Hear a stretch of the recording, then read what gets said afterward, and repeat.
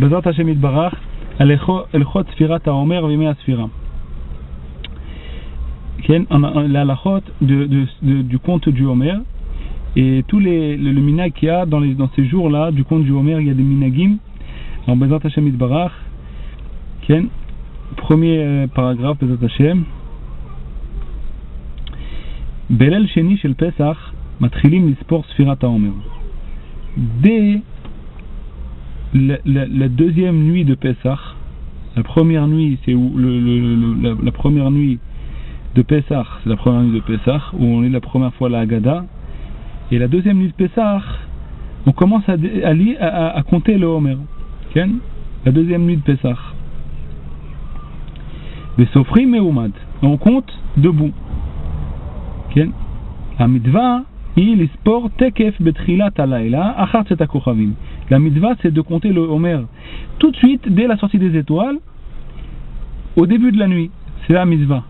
On commence premier jour du Homer dès la sortie des étoiles. Ça, c'est la mitva, c'est le moment où on doit compter le Homer. On fait rentrer la nouvelle journée. Chaque jour du Homer, c'est un jour mamash qui doit être complet depuis le début de la journée jusqu'à la fin. On compte les jours. Quand est-ce qu'on va recevoir la Torah? On compte les jours. 49 jours, on compte jusqu'au 50e jour, c'est le don de la Torah. Et on compte chaque jour dès le début de la nuit. Ça, c'est la mitzvah. Mais quelqu'un qui n'a pas eu le temps de compter au début de la nuit, il peut continuer à compter toute la nuit avec la bracha. Maintenant, après ça, il peut compter jusqu'à la tombée de la nuit le lendemain, mais sans bracha. Toute la nuit on la compte avec bracha, et la journée on compte sans bracha.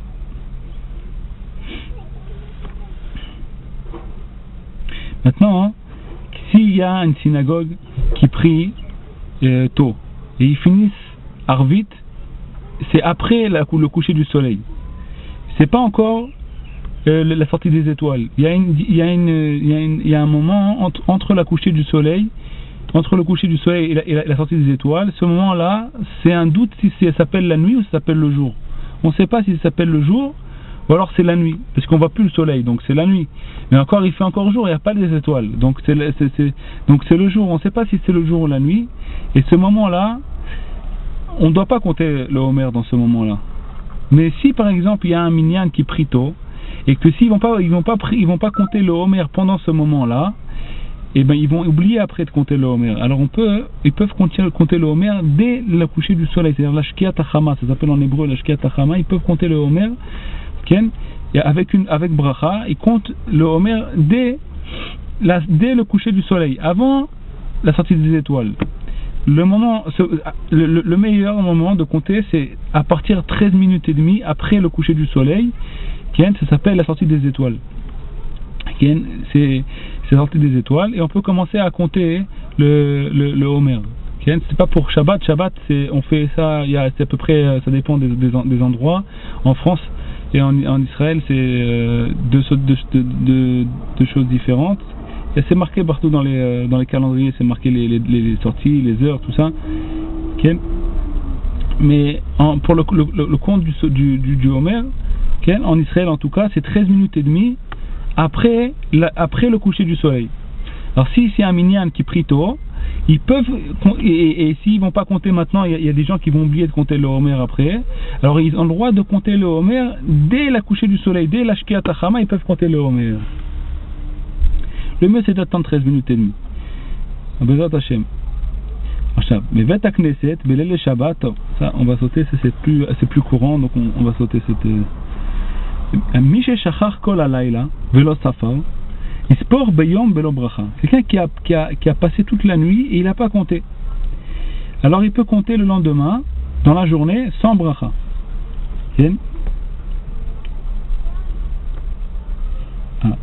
Ou Belelot She'achar Kach Ispor Bebracha. Et les nuits d'après, il pourra continuer avec une bracha puisqu'il a compté dans la journée. Donc il n'a pas passé toute une journée entière, il n'a pas brisé son compte. C'est-à-dire que nous, on doit compter chaque jour quand est-ce qu'on va recevoir la Torah. Donc on compte comme quelqu'un qui est impatient. On compte tous les jours.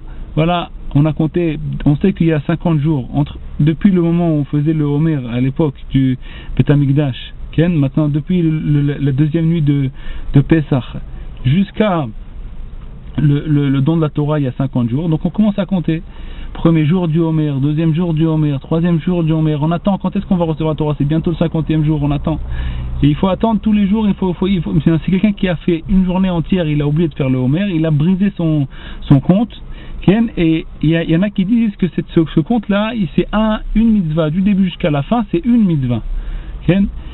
Donc s'il y a un jour qui manque, on ne peut plus continuer à compter. Et il y en a qui disent non, chaque jour, c'est une mitzvah. Chaque jour du compte, c'est une mitzvah. Donc il faut continuer à compter. D'après ça, il faut continuer à compter, puisqu'il y a des chachamim qui pensent que chaque jour c'est une mitzvah. Mais on ne peut plus faire la bracha parce que ça fait que brachot lehakel. Quand on a un doute dans une bracha, si cette bracha on doit la faire ou pas, on dit lehakel. Tu ne fais pas de bracha pour rien. Tu peux accomplir la mitzvah sans bracha. La bracha c'est une autre mitzvah. C'est une autre mitzvah. Donc on fait pas la bracha sur le compte, puisque c'est une autre mitzvah. On peut accomplir la mitzvah même sans bracha. Par exemple, quelqu'un qui a mis les tefilin, il n'a pas fait la bracha, il a accompli la mitzvah de tefilin, même s'il n'a pas fait la bracha dessus. Donc lui, il doit continuer à compter pour accomplir la mitzvah, mais il ne peut pas continuer à faire la bracha dessus, puisqu'il a une journée entière où il n'a pas compté. Maintenant, quelqu'un qui n'a pas compté toute la nuit, il n'a pas compté toute la journée, mais il s'est rappelé de ça, quand est-ce? Au coucher du soleil. Il n'y a pas eu encore 13 minutes et demie qui sont passées, mais il y a eu le coucher du soleil, la shkia elle était passée, il y a eu la shkia, mais il n'y a pas eu encore le tzedakah, il n'y a pas eu les étoiles. Alors il compte sans bracha, et après ça, il attend qu'il y ait le sortie des étoiles, et après il compte déjà le lendemain avec bracha. Mais depuis qu'il a fait ça, depuis qu'il a fait ce moment-là, qui est entre le coucher du soleil et la tombée des étoiles, la sortie des étoiles, il a rendu jour, puisque lui il a compté le jour d'avant, c'est-à-dire le jour il a compté le jour d'avant. Donc cette partie-là il a rendu jour. Depuis ce moment-là, il peut plus le rendre nuit, puisqu'il a déjà rendu jour. Donc il pourra plus compter pendant cette période-là pour le lendemain. Il pourra plus compter. Il pourra plus compter pour le lendemain, puisqu'il a déjà rendu cette période-là jour. Il a rendu jour. J'espère que j'ai été clair. Il y a un doute si la sortie la couchée du soleil et la sortie des étoiles. Il y a un doute si c'est la nuit ou si c'est le jour. Maintenant, quelqu'un qui n'a pas compté toute la journée, ni depuis hier soir jusqu'à maintenant, et il a passé déjà le temps de la shkia, c'est-à-dire le coucher du soleil, et il n'y a pas eu encore le temps de la sortie des étoiles. Donc cette période-là, c'est un doute si c'est la journée ou pas. Peut-être que c'est le jour ou peut-être que c'est la nuit. Alors qu'est-ce qu'il dit? Lui, il dit, moi, je rends cette partie-là, je dis que c'est le jour, et j'accomplis la mitzvah maintenant pour le jour d'avant. Alors il compte le Homer sans bracha. Et maintenant, il attend qu'il y ait la sortie des étoiles et il compte déjà le lendemain. Mais depuis ce jour-là, il ne recompte plus. Et pendant cette période-là, il ne pourra pas compter pour le lendemain parce qu'il a rendu déjà jour. J'espère que c'était clair.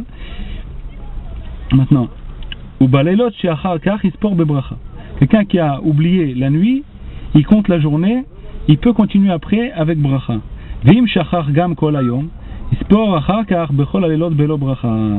Maintenant, comme on a dit, il a oublié aussi toute la journée, il continue à compter mais sans bénédiction.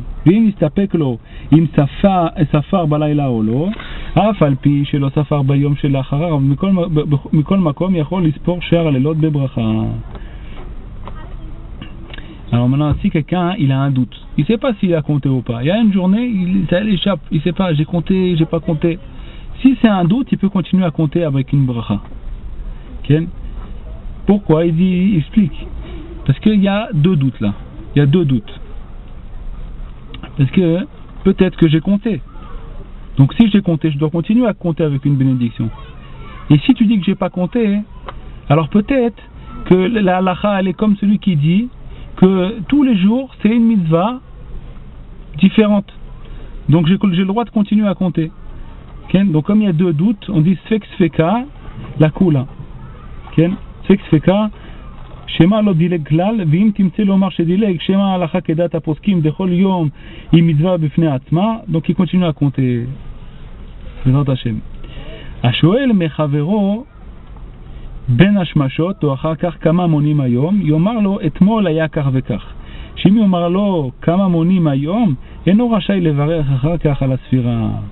Maintenant, quelqu'un qui demande à son ami, il veut savoir combien on va compter aujourd'hui. Et on est déjà après le coucher du soleil. Donc, il demande combien on va compter aujourd'hui. Alors, si son ami lui dit aujourd'hui on va compter par exemple 15 jours, donc c'est comme si il a déjà compté son ami. Il pourra pas faire la bénédiction parce qu'il a déjà accompli la mitzvah. Donc, il pourra pas faire la mitzvah et il pourra pas maintenant faire la bénédiction sur cette mitzvah. Donc, il doit lui dire hier on a compté 14 jours. Et lui, comme ça, il se rappelle qu'aujourd'hui on doit compter 15 jours, puisqu'il lui dit qu'hier on a compté 14. Maintenant, le mieux c'est quand la personne elle demande ça, parce que pas tout le monde connaît les halachot, alors il ne faut pas lui demander combien on va compter aujourd'hui. Il faut qu'il lui demande, le mieux c'est lui demande combien hier on a compté. Comme ça la personne elle va pas se tromper, elle va pas lui répondre combien on doit compter aujourd'hui. Mais ça c'est seulement s'il lui demande après le coucher du soleil, parce que s'il lui demande avant, donc c'est pas encore arrivé le temps de compter, donc il peut lui dire aujourd'hui on va compter 15 jours, il n'y a pas de problème, puisqu'on n'est pas encore arrivé dans la journée. Et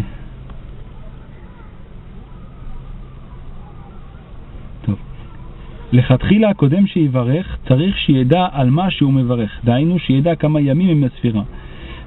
Le mieux c'est que avant de faire la bénédiction, déjà se renseigner combien on va compter. Comme ça, quand il fait la bénédiction, il sait combien il va compter. Maintenant, s'il ne sait pas, il a quand même accompli la mitzvah. Okay? Même s'il a commencé à faire la bénédiction, il ne sait pas. Et après, il a demandé à un ami, à lui, il lui a fait un signe, combien on compte aujourd'hui, il lui a répondu. Alors, il a quand même accompli la mitzvah. Mais le mieux c'est au moment où il fait la bracha, qu'il sait qu'est-ce qu'il va compter aujourd'hui, parce que la mitzvah c'est de savoir combien on va compter. Donc il faut qu'au moment de la bracha il sait ce qu'il va dire, ce qu'il va compter. וכן אם בירך על דעת לספור 4 ימים ולאחר שבירך נזכר שצריך לספור 5, סופר 5 ולא צריך לברך שנית. וכן אם טעה בספירה, כגון שהיה צריך לומר 6 ימים ואמר 5 ימים, אם נזכר מיד סופר כראוי ואינו צריך לברך שנית, אבל אם הפסיק קצת צריך לברך שנית. Quelqu'un qui a fait une bracha et il pensait qu'aujourd'hui on doit dire 6 jours par exemple, et en vérité aujourd'hui on doit dire que 5 jours. Et après ça il s'est rappelé aujourd'hui c'est 6 jours, c'est pas 5 jours. Il a accompli la mitzvah, même que quand il a fait la bénédiction il s'est trompé dans sa pensée. Lui pensait faire la bénédiction sur 6 et à la fin c'était 5 par exemple, ou le contraire. Il a accompli la mitzvah. Et même s'il s'est trompé, il a fait la bénédiction en pensant dire 6. Il a dit 6. Et après ça, un ami lui dit c'est pas 6, c'est 5, c'est 5. Et lui, après, il a passé quelques secondes même. Et même sans parler. Et il a dit après 5, il a accompli la mitzvah. Même tant qu'il ne s'est pas interrompu par la parole, il n'a pas fait des autres choses, il peut se rattraper et dire il a accompli la mitzvah. Bechol yom tov, im chalel rishon b'shabbat, she'en omrim az b'arvit, ça je sais pas, c'est plus courant. Bimei asfira metu talmidei Rabbi Akiva. Pendant les jours de la Sfira Taomer, il y a les élèves de Rabbi Akiva qui sont morts. Il y a eu 24 000 morts, 24 000 élèves de Rabbi Akiva, c'était toute la Torah qui est partie.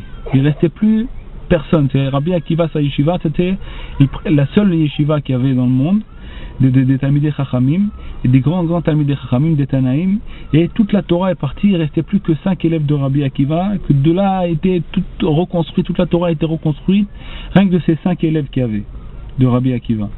Et pendant ces jours-là, pendant 33 jours, tous les élèves de Rabbi Akiva, ils sont morts.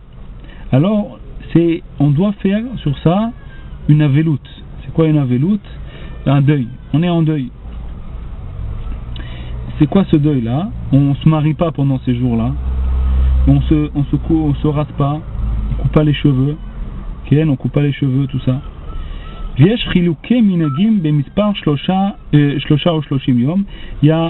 a plusieurs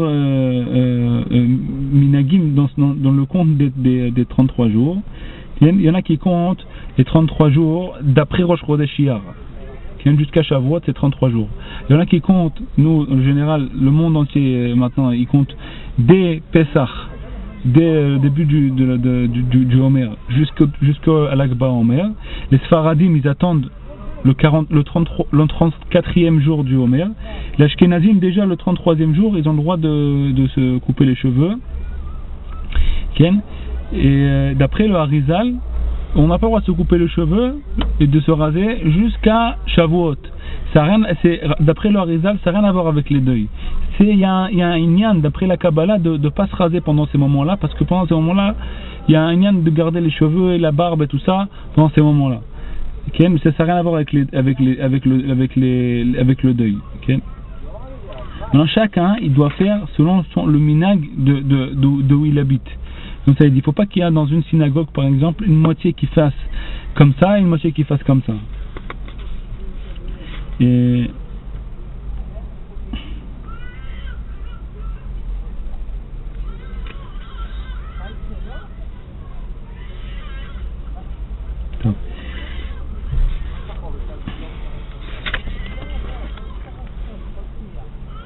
ואף שגם בו ביום מתו קצת אמרינן קצת היום ככולו ולכן אין להסתפר וליסה לאחר שיער היום ולא מבערב. טוב, יש מקומות שמתירים עד ראש חודש אייר, טוב, ça on a dit déjà.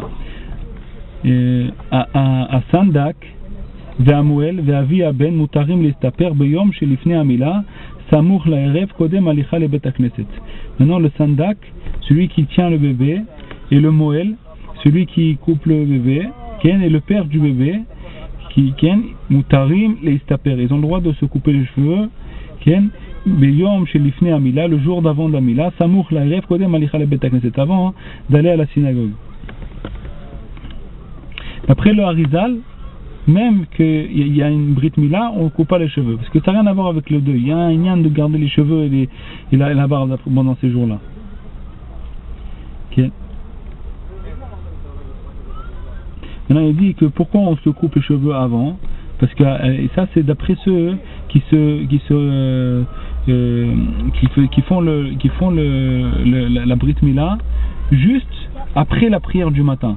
Après la prière du matin, avec les tefilines et tout, ils font la brit mila. Donc ils n'ont pas le temps de se raser, couper les cheveux avant la brit mila. Maintenant, quelqu'un qui fait la brit mila pendant pas 1h de l'après-midi, alors il attend le jour de la brit mila et il se coupe les cheveux pendant le jour de la brit mila.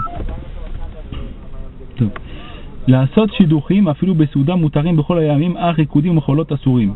On a le droit de faire des shiduchim. Shiduchim, ça veut dire que les deux parents ils se rencontrent et ils font une petite séouda entre familles comme ça. On a le droit de faire ça pendant le Homer. נוהגים שלא לעשות מלאכה אחד אנשים ואחד נשים כל ימי הספירה משקעת החמה עד לאחר ספירת העומר. Il y a un minag de pas faire de melacha, pas de faire de travail depuis le tomber du soleil jusqu'à après qu'on a compté le Homer. Que ce soit les hommes ou les femmes, de ne pas faire de travail là, Ken, ורמז לזה שנאמר שבע שמעתות מלשון שבות שבזמן הספירה דהיינו משקעת החמה ואילך יש לשבות מלאכה עד לאחר הספירה. כן, שבע שבתות תמימות. C'est-à-dire que pendant le moment où on fait la mise du Sfirat HaOmer, c'est un peu comme Shabbat. Sheva Shabbatot Timimot Tiena. טוב, שולחן ערוך סימן מכל מקום, אין למחות בנשים שנהגו להרוג ולתפור בזמן הנ"ל, כיוון שהכל תלוי במנהג, ואין בזה שום חיוב כלל. Donc il n'y a pas d'obligation dans ça. S'il y a des gens qui font des travaux pendant ce moment-là, on n'a pas le droit de leur dire ne fais pas de travaux, tout ça. Parce que ça dépend du minhag. Quelqu'un qui ne veut pas faire ce minhag, il n'est pas obligé de faire ce minhag. אין חיוב. בליל ראשון לשבועות מחרים להתפלל ערבית עצת הכוכבים, כן, שאם יתפללו קודם יקבלו קדושת היום, חסר מיית מ-90 ימי הספירה, והתורה אמרה שבע תימות תהיינה. Alors pendant le jour de Shavuot, quand on fait Arvit, il ne faut pas devancer Arvit. Parce que si on fait Arvit plus tôt, alors on va couper le 49e jour. Parce que le 49e jour, il doit être parfait, entier. On dit Sheva Shabbat Temimot. Temimot, ça veut dire complet. Alors si on fait maintenant, on reçoit déjà la Kedusha de Yom Tov avant le temps, on reçoit ça avant, alors le 49e jour, il manque un petit peu. Donc comme il doit être en complet, il faut attendre de faire Arvit pendant le temps de Arvit. faire Arvit pendant le temps, comme ça les 7 semaines ils sont entières. On a fini le chapitre 120. Chapitre 120, Bezrat Hashem Yitbarach. Shalom Aleichem.